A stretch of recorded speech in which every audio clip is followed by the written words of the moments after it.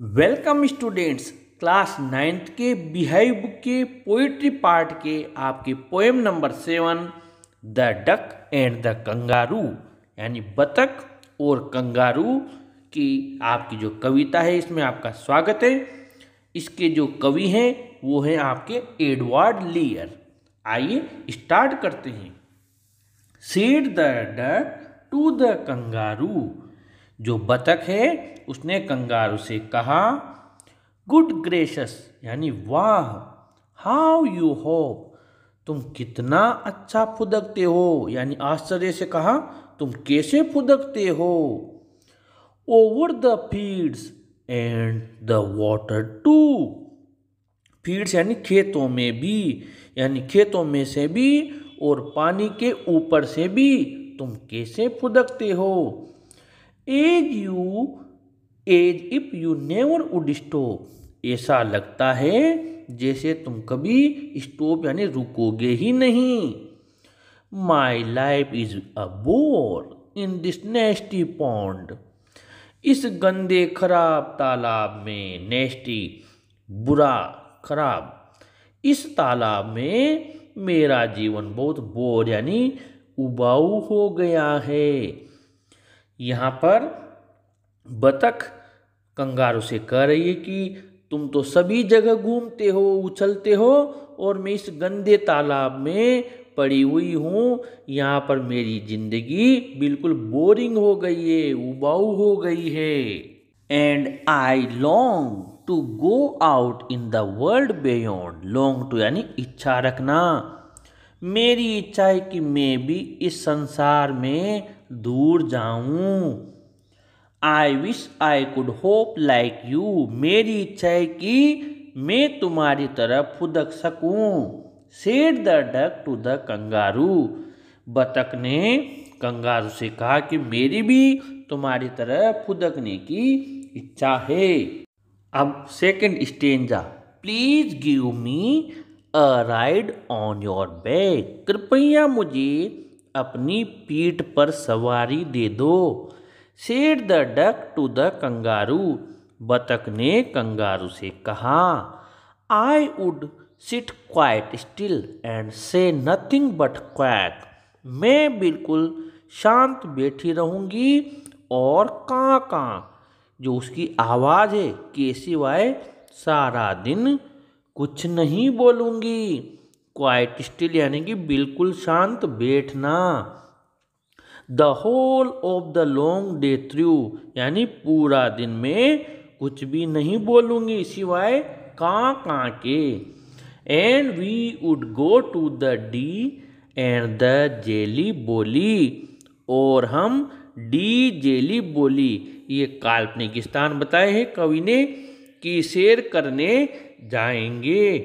Over the land and over the sea, और पृथ्वी पर तथा समुद्र की सैर करेंगे। Please take me a ride O do, कृपया मुझे सैर पर ले चलो यानी सवारी पर ले चलो। अरे कंगारू, मुझे सवारी पर ले चलो। Said the duck to the kangaroo, अवश्य ले चलो, बतख ने कंगारू से कहा। बतख की इस संसार का भ्रमण करने की इच्छा है, उसके लिए वो कंगारू की सभी शर्तों को स्वीकार करने के लिए तैयार है। आइए अब थर्ड स्टेंजा में आगे बढ़ते हैं।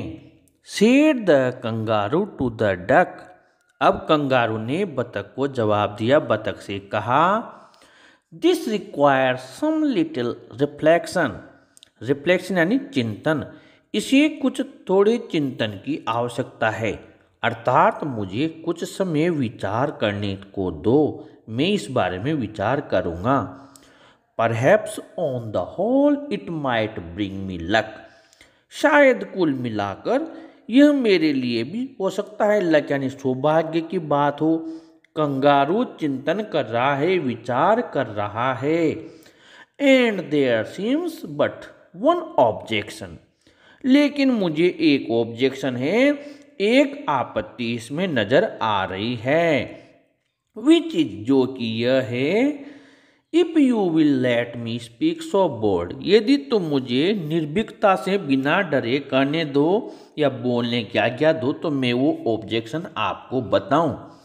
Your feet are unpleasantly wet and cold, तुम्हारे पैर बड़े ही अनप्लेजेंट यानी असुहावने रूप से वेट यानी गीले हो रहे हैं और कोल्ड यानी बहुत ठंडे हो रहे हैं। And would probably give me the rheumatism said the kangaroo, और शायद मुझे गठिया का रोग दे दे। रूमेटिज यानी कि गठिया का रोग, प्रोबेबली यानी संभवतया। सेड द कंगारू, ऐसा कंगारू ने कहा। अब आगे बढ़ते हैं हम आपकी फोर्थ स्टेंजा में, इसका जो कि आपकी सेकंड लास्ट स्टेंजा है। Said the duck as I sat on the rocks I have thought over that completely. अब बतख वापस जवाब देती है कि जब मैं रॉक यानी चट्टान पर बैठी थी तब मैंने इस पर पूरा विचार किया था। कंप्लीट यानी पूरा, थॉट और यानी विचार करना।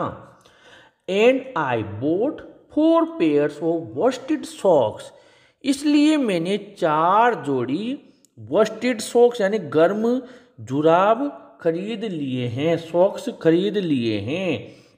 और इसके अलावा विच फिट माई वे फीट नीटली, जो मेरे जालीदार पैर पर एकदम फिट आ रहे हैं, यानी कि वे फीट यानी जालीदार पैरों पर एकदम फिट आ रहे हैं, वो मैंने खरीद लिए हैं। ऐसा बतख ने कहा कि मैंने गर्म जुराब खरीद लिए हैं।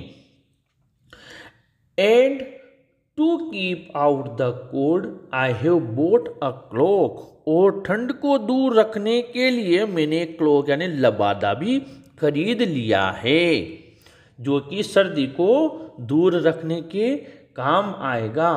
And every day a cigar I will smoke, और ठंड को दूर करने के लिए मैं रोजाना एक सिगार भी पीऊंगी।